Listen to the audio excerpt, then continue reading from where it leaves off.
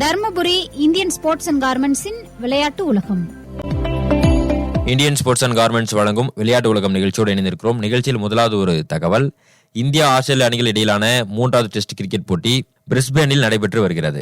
ஆஸ்திரேலியாவில் சுற்றுப்பயணம் மேற்கொண்டுள்ள இந்திய கிரிக்கெட் அணியினர் பார்டர் கவாஸ்கர் கோப்பைக்கான 5 போட்டிகள் கொண்ட டெஸ்ட் தொடரில் பங்கேற்று விளையாடி வருகிறார்கள். இதுல ஃபர்ஸ்ட் நடைபெற்ற ஒரு டெஸ்ட் போட்டியில 295 ரன்கள் வித்தியாசத்தில் இந்திய அணி வெற்றி பெற்றது. அடுத்ததாக நடைபெற்ற 2வது டெஸ்ட் போட்டியில ஆஸ்திரேலிய அணி 10 விக்கெட் வித்தியாசத்தில் அபாரமாக வெற்றி பெற்றது. இதனால் 1-1 என்ற புள்ளி கணக்கில் சமநிலையில் உள்ளது. இந்த டெஸ்ட் தொடரின் 3வது டெஸ்ட் போட்டி பிரிஸ்பேனில் இன்று தொடங்கி நடைபெற்று வருகிறது. தற்போதைய நிலவரப்படி ஆஸ்திரேலிய அணி விக்கெட் இழப்புகள் ஏதும் இல்லாமல் 28 ரன்களுடன் விளையாடி கொண்டு வருகிறது. மழை குறுக்கீட்டால் போட்டி தற்காலிகமாக நிறுத்தி வைக்கப்பட்டுள்ளது. இந்தியன் ஸ்போர்ட்ஸ் அண்ட் கார்மெண்ட்ஸ் வழங்கும் விளையாட்டு உலகம் நிகழ்ச்சியோடு நாம் இணைந்திருக்கிறோம். நிகழ்ச்சியில் அடுத்த ஒரு தகவல்.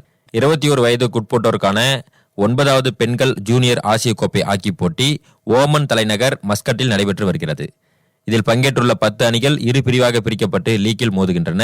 லீக் சுற்று முடிவில் ஏ பிரிவில் சீனா அணி 4 வெற்றியுடன் 12 புள்ளிகள் பெற்று முதலாவது இடமும், இந்திய அணி 3 வெற்றி பெற்று 1 தோல்வியுடன் 9 புள்ளிகளோடு 2வது இடமும், பி பிரிவில் ஜப்பான் அணி 12 புள்ளிகள் பெற்று முதலாவது இடமும், தென்கொரியா 9 புள்ளிகள் பெற்று 2வது இடமும் பிடித்து அரையிறுதிக்கு முன்னேறியுள்ளன. இன்று நடைபெற இருக்கும் முதலாவது அரையிறுதியில் நடப்பு சாம்பியன் இந்திய அணி ஜப்பானை எதிர்கொள்கிறது. மேலும் மற்றும் ஒரு அரையிறுதி ஆட்டத்தில் முன்னாள் சாம்பியனான சீனா தென்கொரியா அணிகள் மோதுகின்றன. இந்த போட்டி இரவு 8:30 மணிக்கு தொடங்க உள்ளது. இந்தியன் ஸ்போர்ட்ஸ் அண்ட் கார்மெண்ட்ஸ் வழங்கும் விளையாட்டு உலகம் நிகழ்ச்சியில் அடுத்த ஒரு தகவல். 17வது சையத் முஷ்டாக் அலி 20 ஓவர் கிரிக்கெட் போட்டி நேற்று அரையிறுதி ஆட்டங்கள் நடைபெற்றன. பெங்களூரு சின்னசாமி ஸ்டேடியத்தில் நடைபெற்ற முதலாவது அரையிறுதி ஆட்டத்தில் முன்னாள் சாம்பியனான மும்பை மற்றும் பரோடா அணிகள் மோதின. முதலில் பேட் செய்த பரோடா அணி 20 ஓவர்களில் 7 விக்கெட் இழப்பிற்கு 158 ரன்கள் எடுத்தது. அதன் பின்னதாக 159 ரன்கள் எடுத்தால் வெற்றி என்ற இலக்குடன் ஆடிய மும்பை அணி 17.2 ஓவர்களில் 164 ரன்கள் எடுத்து 6 விக்கெட் வித்தியாசத்தில் அபாரமாக வெற்றி பெற்றது. இந்த வெற்றியின் மூலமாக 2வது முறையாக மும்பை அணி அரையிறுதிக்கு தகுதி பெற்றுள்ளது.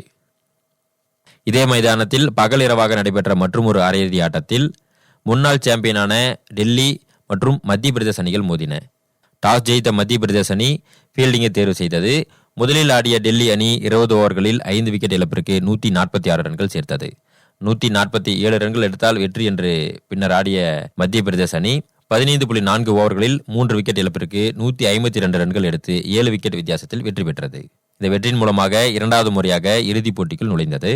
பெங்களூருவில் நாளை நடைபெற இருக்கக்கூடிய இறுதி ஆட்டத்தில் மும்பை மத்திய பிரதேச அணிகள் மோதுகின்றன. நேர்கள் இதுவரை கேட்டீர்கள் தர்மபுரி இந்தியன் ஸ்போர்ட்ஸ் அண்ட் கார்மெண்ட்ஸின் விளையாட்டு உலகம். இந்நிகழ்ச்சியினை வழங்கியவர்கள் Indian sports and garments, town bus stand எதிரில், ஜே மார்க்கெட் அருகில், தர்மபுரி.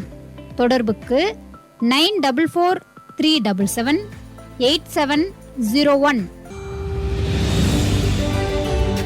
இந்தியன் கார்மெண்ட்ஸ், சோகத்தூர் ஏரி அருகில், தர்மபுரி.